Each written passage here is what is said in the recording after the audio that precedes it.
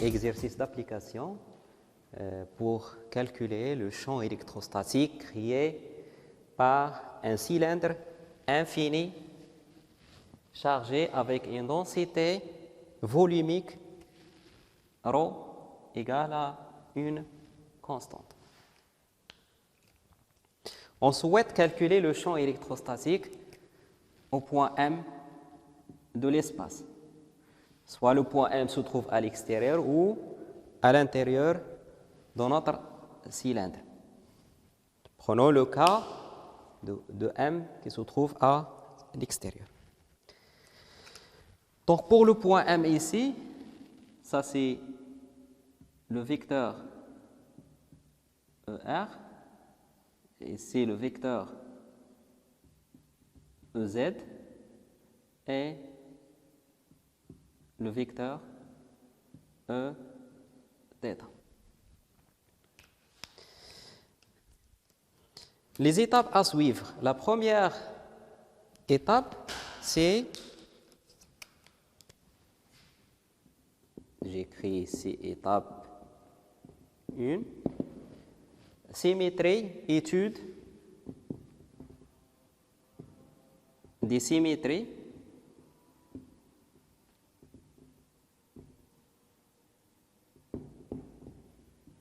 et invariance.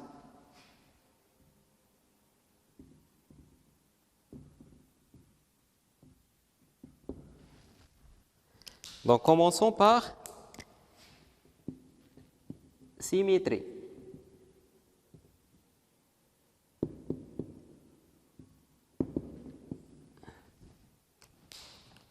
Pourquoi on étudie les symétries? Pour déterminer tout simplement la direction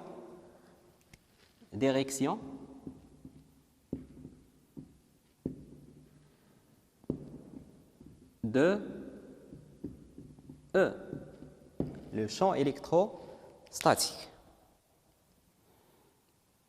Il faut chercher tout d'abord les plans de symétrie. Donc, les plans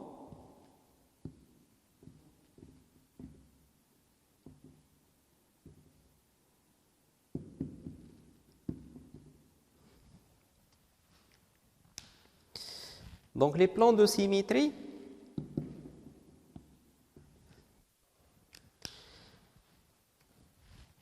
on a besoin d'au moins deux plans de symétrie. C'est pourquoi? Parce que le champ électrostatique appartient à l'intersection de deux plans de symétrie.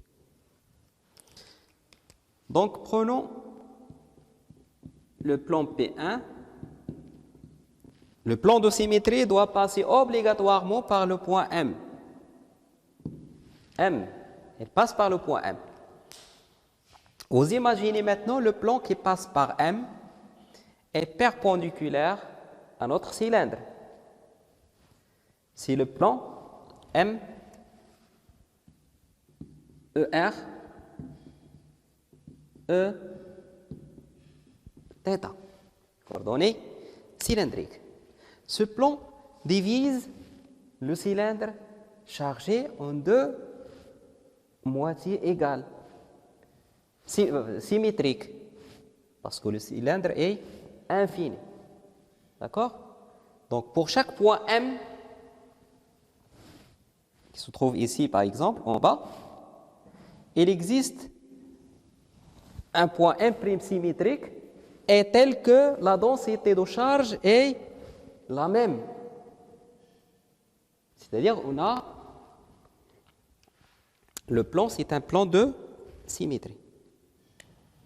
Le deuxième plan, le premier plan, si vous voulez, c'est ça.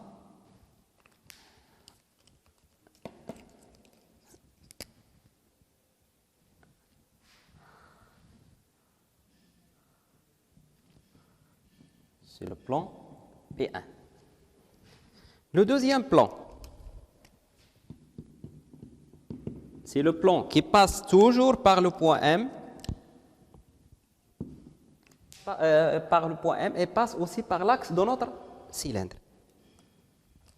C'est le plan M, ER, E, Z. Donc, E, le champ électrostatique, appartient à l'intersection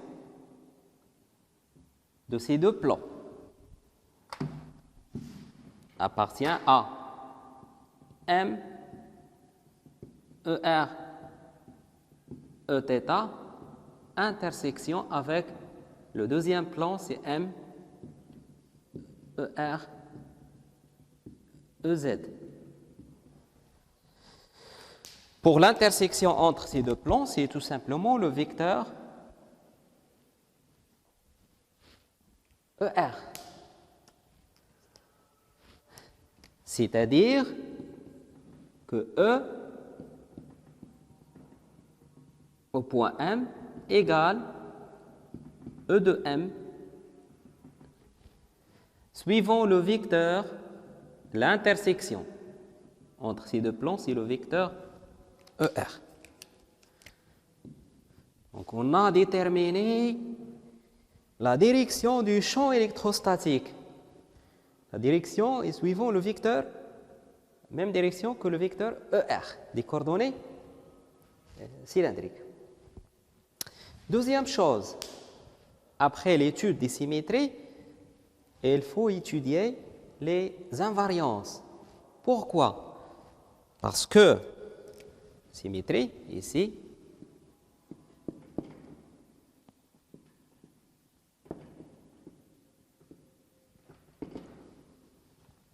parce que E de M, le module, ou la composante suivant le vecteur ER du champ électrostatique, égale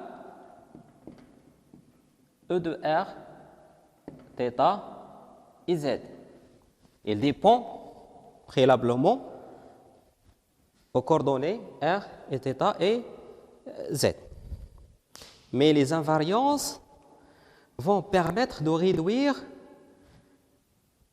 la dépendance de module du champ électrostatique vis-à-vis aux coordonnées de l'espace.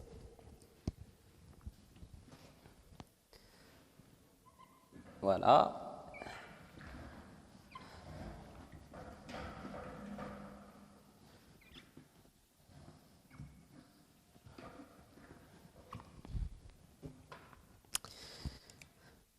Donc, pour invariance, on a cylindre infini. Donc, invariance par translation. Pour n'importe quel point M, si je fixe n'importe quelle translation suivant l'axe Z, je trouve un point M'. Pour n'importe quelle translation. La densité au point M, c'est ρ, parce que c'est uniforme. La densité au point M' est aussi ρ. C'est-à-dire que la distribution de charge ne varie pas ou invariante par translation suivant l'axe dz. Et d'après le principe de Curie, les symétries des causes doivent se retrouver dans les effets produits. Donc on a invariance par translation.